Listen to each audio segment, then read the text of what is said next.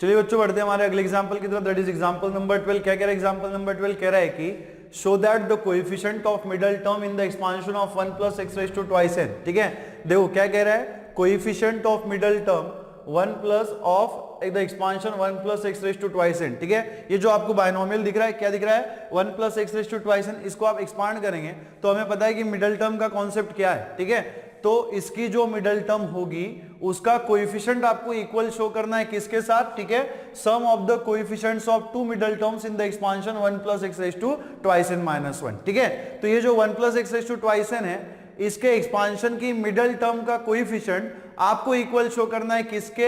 1 plus x raise to twice N minus 1 के expansion की दो मिडल टर्म्स के कोएफिशिएंट के साथ। ठीक है, तो बहुत सिंपल सी बात है। ठीक है, अब यहां पे ना मिडल टर्म का कॉन्सेप्ट आ गया, तो थोड़ा मिडल टर्म के बारे में देख लेते हैं कि 1 plus x raise to twice N.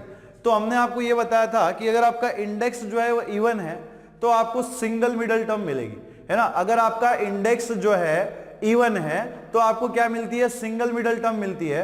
और अगर आपका इंडेक्स जो है वो ऑड है तो आपको दो मिडल टर्म्स मिलती है। ठीक है ना, कितनी मिडल टर्म्स मिलती है? दो मिडल टर्म्स मिलती है। ये बात आपको बिल्कुल एकदम याद रखना है। ठीक है, अब क्यों होता है कि जब आपका इंडेक्स जो है ना इवन, अब ये बात हमें पता है कि अगर इंडेक्स n है तो नंबर ऑफ टर्म्स कितनी होती है? n+1 होती है ना। अगर ये बात हमें पता है कि अगर इंडेक्स जो है वो n है तो नंबर ऑफ टर्म्स कितनी होगी? n+1 होगी।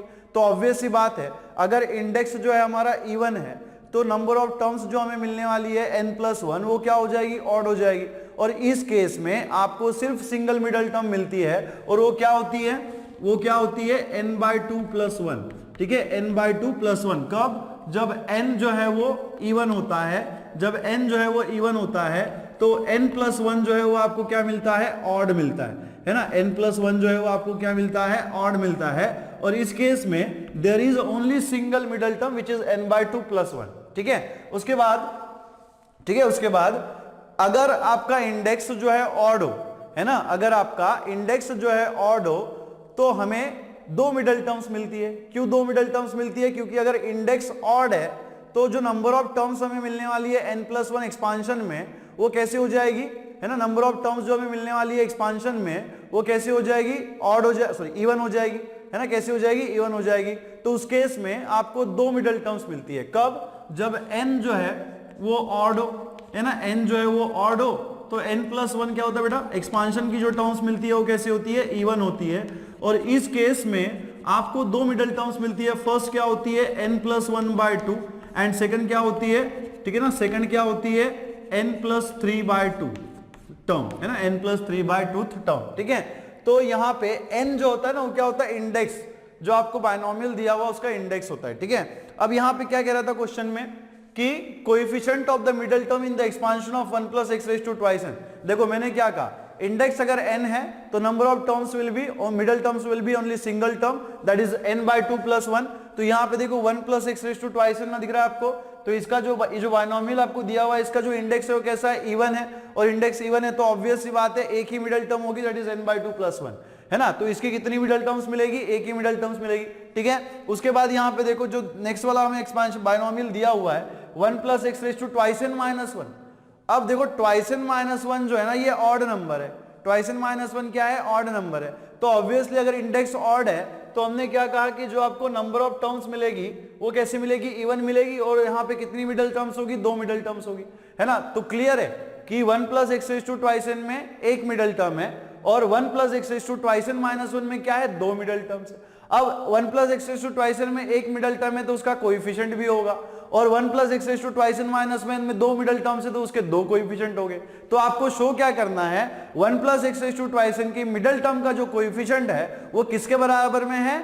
Addition of the coefficient of 1 plus x raise to twice N minus 1, है ना, coefficients of middle terms of 1 plus x raise to twice N minus 1। ठीक है, तो सबसे पहले हम क्या करेंगे? ठीक है, सबसे पहले हम लोग क्या करेंगे? मिडल टर्म देखेंगे कि मिडल टर्म कौन सी टर्म है।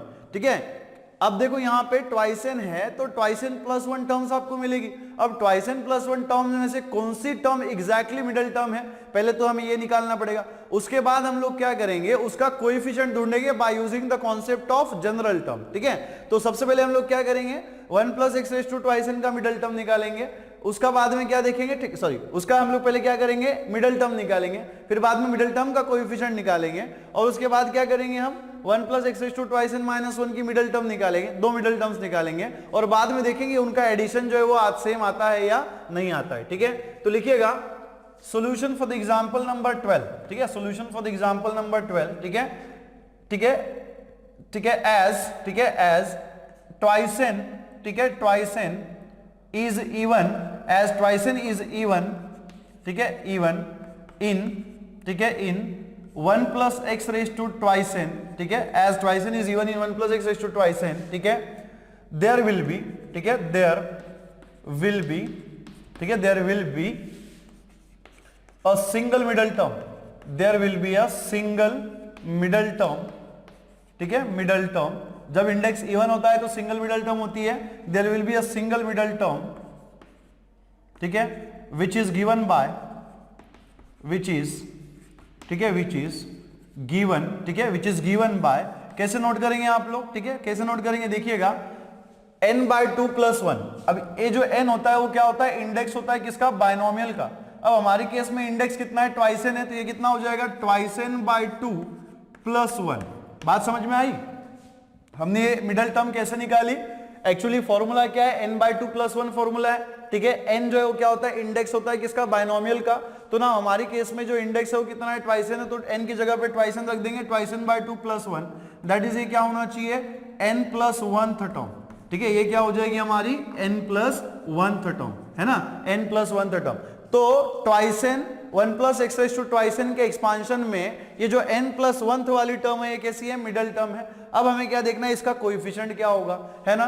तो एज, ठीक है, एज जनरल टर्म, ठीक है, general term in the expansion, in the expansion, ठीक है ना, as general term in the expansion of, ठीक है, in the expansion of 1 plus x raise to twice n is given as, is given as, कैसे note करते हैं हम लोग, general term T R plus 1, है ना, कैसे नोट करते हैं, टी आर प्लस 1। ठीक है, यहां पे लिख देना जनरल टर्म का ही मतलब क्या होता है, जनरल टर्म, ठीक है, जनरल टर्म, ठीक है, जनरल टर्म इन, ठीक है, इन द एक्सपांशन, ठीक है, in the expansion of 1 plus x raise to twice n is given as, ठीक है, टी आर प्लस 1। देखिएगा टी आर प्लस 1 का ही मतलब क्या होता है, आर प्लस 1 टर्म, है ना, टी आर प्लस 1 का ही मतलब क्या होता है, इस बात को आप समझिएगा कि टी आर प्लस 1 का ही मतलब क्या है, आर प्लस 1 टर्म। और जो आर प्लस 1 टर्म होती है उसको हम किससे डिनोट करते हैं, है ना, उसको हम किससे डिनोट करते हैं, टी आर प्लस 1 से। तो ये जो n प्लस 1 टर्म होगी इसको हम किससे डिनोट करेंगे, टी एन प्लस 1 से। किससे डिनोट करेंगे, टी एन प्लस 1 से। ठीक है, so therefore T R plus 1 that is क्या, देखो किससे डिनोट करते हैं, टी आर प्लस 1 से। और हमें ये बात पता है कि अगर हमारा a plus B raise to N कोई बायनोमियल है, अगर a plus B raise to N कोई बायनोमियल है तो इसके एक्सपांशन की जो जनरल टर्म होती है वो कैसे निकालते हैं, T R plus 1 is equal to N C R multiplied by a raise to N minus R multiplied by b raise to R. Now यहाँ पे देखिएगा हमारी केस में ओनली डिफरेंस क्या है, ठीक है, हमें किसका जनरल टर्म निकालना है, 1 plus x raise to twice N का जनरल निकालना है और इसी फॉर्मूले का यूज करके हम निकालेंगे। ओनली डिफरेंस क्या है, देखो यहाँ पे इंडेक्स n था तो हमारे पास इंडेक्स जो है ट्वाइस एन, तो n की जगह पे हम क्या रखेंगे, ट्वाइस एन रखेंगे। एक बात क्लियर है, n की जगह पे क्या रखना है, n की जगह पे क्या रखना है, ट्वाइस एन रखना है। उसके बाद यहाँ पे देखो a की जगह पे हम क्या रखेंगे, 1 रखेंगे और b की जगह पे हम क्या रखेंगे, x रखेंगे। तो जो हमारा फॉर्मूला है वो कैसे हो जाएगा, twice N C R multiplied by 1, a की वैल्यू कितनी है 1, 1 raise to n minus R, n की जगह पे हमें क्या रखना है, twice N minus R multiplied by b raise to r। तो देखो b की वैल्यू यहाँ पे कितनी हो जाएगी, b, ठीक है, b की वैल्यू कितनी है x और x की जगह पे हमें क्या रखना है, x रेज टू, ठीक है, क्या है, b रेज टू r है ना, तो b की जगह पे हमें क्या रखना था, x, तो ये कितना हो जाएगा, x raise to r। Now देखो इसी को हम कैसे लिख सकते हैं, T R plus 1 is equals to, ठीक है, T R plus 1 is equals to, यहाँ पे देखिएगा, ठीक है, यहाँ पे देखिएगा ट्वाइस एन सी आर, ये तो आपका एज इट इज रहेगा ट्वाइस एन सी आर, ठीक है, ट्वाइस एन सी आर। अब देखो 1 का आप कितना भी पावर लो, 1 का आप कितना भी पावर लो आपको 1 ही मिलता है, तो ये कितना हो जाएगा, एक्स रेज टू आर हो जाएगा, है ना। So therefore coefficient of X R, देखो ये कौन सी टर्म है, आर प्लस 1 टर्म है ना, कौन सी टर्म है ये, आर प्लस 1 टर्म है। तो फॉर, ठीक है, फॉर n प्लस 1 टर्म, ठीक है, फॉर n प्लस 1 टर्म, ठीक है, for n plus 1 term put r is equals to n, r की जगह पे हम क्या पुट कर देंगे, n प्लस n पुट कर देंगे, तो आपको क्या मिलेगा, t n plus 1 is equal to आपको क्या मिलेगा, ट्वाइस एन, आर की जगह पे आपको क्या रखना है, एन रखना है, ट्वाइस एन, ठीक है ना, ट्वाइस एन कितना हो जाएगा, C N, twice N C N multiplied by कितना होना चाहिए, एक्स रेज टू एन, है ना। तो जो हमारी n+1 टर्म थी उसका जो कोएफिशिएंट आपको मिला हुआ है, कितना मिला हुआ है, ट्वाइस एन सी एन, ठीक है। सो देयरफॉर, ठीक है, देयरफॉर लिखेंगे आप कैसे, देयरफॉर, ठीक है, देयरफॉर कोएफिशिएंट, ठीक है, कोएफिशिएंट, ठीक है, कोएफिशिएंट ऑफ, ठीक है, coefficient of x raise to n, ठीक है, coefficient of x raise to n is equal to आपको क्या मिल रहा है, twice N C N, that is, ठीक है, दैट इज कोएफिशिएंट, ठीक है, कोएफिशिएंट ऑफ मिडल टर्म, ठीक है, coefficient of middle term that is n+1 term, है ना। इस केस में 1 + x raise to twice n के एक्सपांशन में मिडल टर्म क्या थी, n+1 term. So therefore coefficient of middle term that is n+1 term, ठीक है, n+1 टर्म ऑफ एक्सपांशन, यहां से डेट इज हटा देना, ऑफ, ठीक है, ऑफ एक्सपांशन, ठीक है, ऑफ एक्सपांशन, ठीक है, of expansion 1 + x raise to twice n, ठीक है, 1 + x raise to twice n is कितना मिला हमें, ट्वाइस n सी n, है ना। तो 1 + x raise to twice n जो आपका बायनोमियल था, इसके एक्सपांशन की मिडल टर्म का जो कोएफिशिएंट हमें मिला है वो कितना मिला है, ट्वाइस एन सी एन, और ये हमें किसके बराबर में शो करना है, ये किसके बराबर हमें शो करना है, ठीक है ना, किसके इक्वल दिखाना है हमें, sum of the coefficients of two middle terms in the expansion of 1 + x raise to twice n - 1, ठीक है। अब हम क्या करेंगे, 1 + x raise to twice n - 1 की मिडल टर्म्स निकालेंगे, ठीक है। नाउ, ठीक है, नाउ सिंस, ठीक है, नाउ वी फाइंड, ठीक है, नाउ वी फाइंड, ठीक है, now we find middle terms, ठीक है, मिडल टर्म्स ऑफ, ठीक है, ऑफ एक्सपांशन ऑफ, ठीक है, ऑफ एक्सपांशन ऑफ, ठीक है, twice x 1 + x raise to, ठीक है, 1 + x raise to twice n - 1, ठीक है। नाउ एज, ठीक है, एज ट्वाइस n - 1 जो है ये क्या है, odd, as twice n - 1 is odd, twice n - 1 क्या है, ऑड है, और जब आपका इंडेक्स जो है वो ऑड होता है तो नंबर ऑफ मिडल टर्म्स कितनी होती है, 2 होती है, ठीक है। So there will be, as twice n - 1 is odd, ठीक है, so therefore there will be, ठीक है, there will be two middle terms, ठीक है, two middle terms, there will be two middle terms, ठीक है, there will be two middle terms of the expansion of, ठीक है, of the expansion of 1 + x raise to twice n - 1 which is, ठीक है, which is, ठीक है, which is given bye, ठीक है, विच इज गिवन बाय, ठीक है, which is given bye, first वाली क्या होगी, देखो फर्स्ट क्या होता है, फॉर्मूला n+1/2। अब देखो n जो है वो क्या होता है, इंडेक्स होता है, हमारी केस में इंडेक्स कितना है, ट्वाइस n - 1, तो n की जगह पे हम लोग क्या लिखेंगे, ट्वाइस n - 1 + 1/2, ठीक है, दैट इज क्या होनी चाहिए, देखो यहाँ पे ये -1 + 1 कैंसिल हो जाएगा, 2 कैंसिल हो जाएगा, क्या मिलेगा आपको यहाँ पे, nth टर्म, है ना, क्या मिलेगी, nth टर्म। तो फर्स्ट मिडल टर्म जो है किसकी, 1 + x raise to twice n - 1 की, वो क्या है, nth टर्म है। एंड सेकंड वाली देखो, सेकंड क्या रखेंगे, अगेन सेकंड कैसे मिलता है, n + 3/2, तो n की जगह पे अभी हमें क्या रखना है, अगेन ट्वाइस n - 1, तो कितना हो जाएगा, ट्वाइस n - 1 + 3, ठीक है, ट्वाइस n - 1 + 3 डिवाइडेड बाय कितना हो जाएगा, 2, ठीक है, टूथ टर्म, ठीक है ना, टूथ टर्म, दैट इज यहाँ पे देखो, इसको अगर आप सॉल्व करोगे, सो ट्वाइस n - 1 + 3 -1 + 3 कितना हो जाएगा, +2, so twice n + 2 divided by 2, 2 common निकालेंगे, कैंसिल हो जाएगा, तो ये क्या मिलेगा हमें, n+1 टर्म, ठीक है, n+1 टर्म, ठीक है। तो यहाँ पे जो मिडल टर्म्स है 1 + x raise to twice n - 1 की जो मिडल टर्म्स है वो क्या है, nth term and n+1 term. तो ये मिडल टर्म्स तो हमने निकाल ली, अब हम क्या करेंगे, इसके कोएफिशिएंट्स निकालेंगे, और कोएफिशिएंट निकालने के बाद इन दोनों के कोएफिशिएंट को ऐड करके देखेंगे ये आता है क्या नहीं आता है, ठीक है। चलिए, ठीक है, सो नाउ वी फाइंड, ठीक है, नाउ वी फाइंड, ठीक है, नाउ वी फाइंड कोएफिशिएंट, ठीक है, कोएफिशिएंट्स, ठीक है, कोएफिशिएंट्स ऑफ मिडल टर्म्स, ठीक है, of middle terms, of middle terms, ठीक है, कौन कौन सी टर्म्स है, nth टर्म, ठीक है, nth term and n plus one term, ठीक है, nth term and n plus one term, ठीक है। तो यहां पे देखो एस, ठीक है, एस जनरल टर्म, सबसे पहले हम लोग क्या करेंगे, जनरल टर्म निकालेंगे, किसकी जनरल टर्म निकालेंगे, 1 plus X raise to twice N minus one की, ठीक है। So as general term in the expansion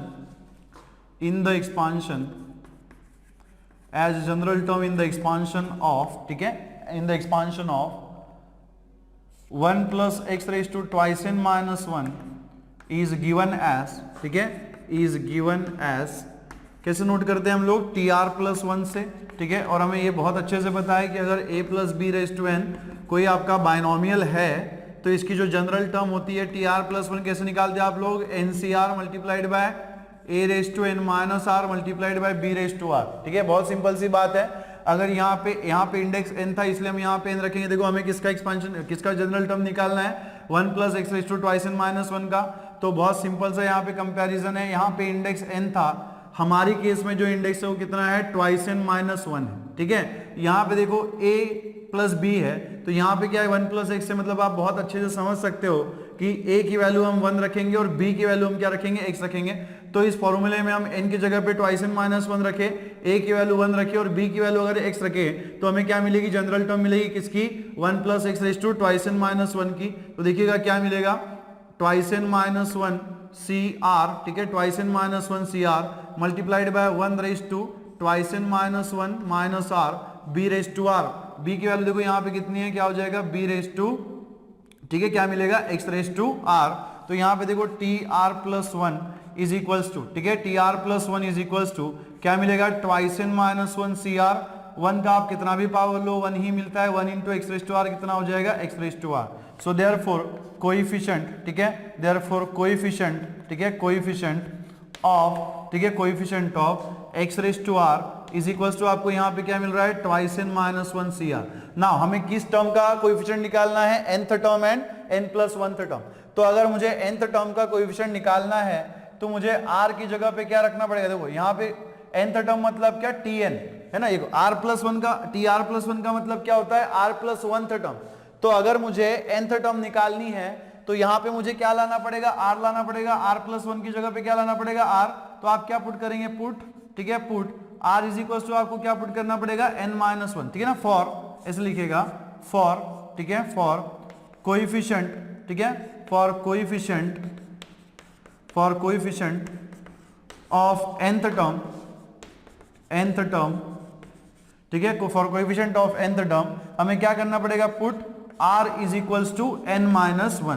तो देखो अगर आप r is equals to n minus one put करोगे तो देखो आपको क्या मिलेगा, ठीक है ना, क्या मिलेगा, यहाँ पे r की जगह पे अगर आप n माइनस वन पुट करते हो तो n minus one plus one कितना हो जाएगा, tn।